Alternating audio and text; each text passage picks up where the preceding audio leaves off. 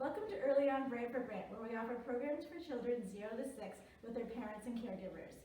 Today we're going to talk about why eating breakfast is so important, and then I'm going to show you how to make some really yummy granola to start your day off. So whether you're playing in the backyard or heading off to school, the importance of a healthy breakfast can contribute to your well-being. I know sometimes you don't feel like eating breakfast, but this is why we should. Experts say, do you know what an expert is? Someone who's been to school for a very long time and knows a lot about food and your body. They say if you eat a healthy breakfast, you can concentrate better. So this means if there's lots of things going on around you, you can stop and pay attention. Also, you'll have better problem-solving skills. What does that mean? That means that you can figure it out. You have better hand-eye coordination. What does that mean? That means that you can cut with scissors.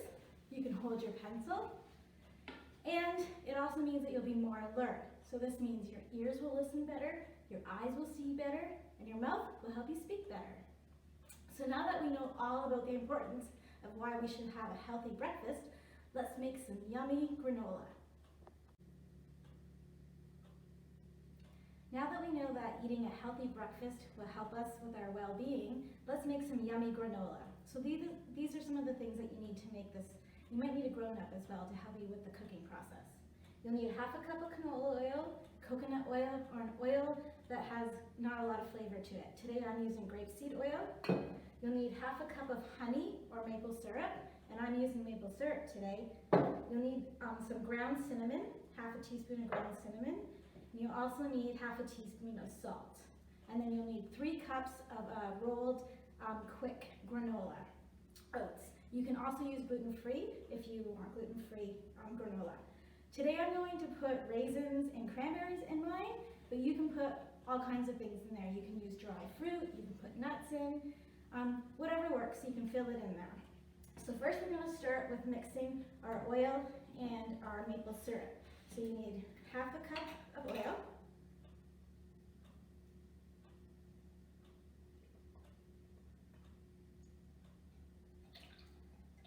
and half a cup of sticky maple syrup. It smells so good. Oh. The lid's sticky. And you're going to use your whisk to whisk that together. And then you're going to add half a teaspoon of cinnamon.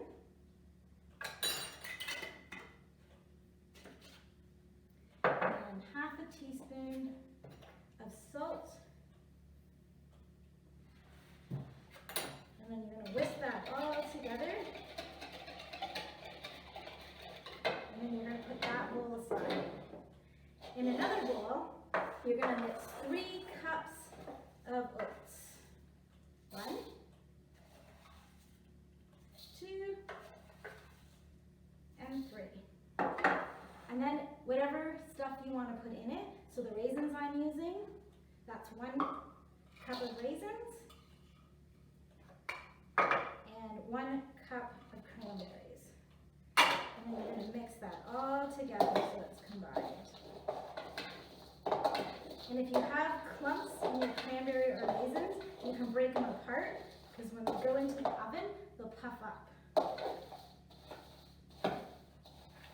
And when that's all mixed together, now you're going to add your maple syrup, oil, and cinnamon and salt to that mixture. This is where it gets a little messy. And then you're going to combine that all together. So if you don't want to make granola on just a sheet tray, you can form these into little balls and have little power balls. You can form them into bars and have some granola bars. You can use this on your yogurt. You can eat it as cereal if you want. And there's so many different ways you can make it, and all kinds of different things that you can add to it. When you're all done combining all those ingredients, you're going to lay it out on a baking sheet that's lined with parchment paper so that they don't stick. And make sure it's nice and flat and pat it down with the back of your spoon. And we're going to put that in the oven for 20 minutes at 300. Thanks for joining us today. Happy eating!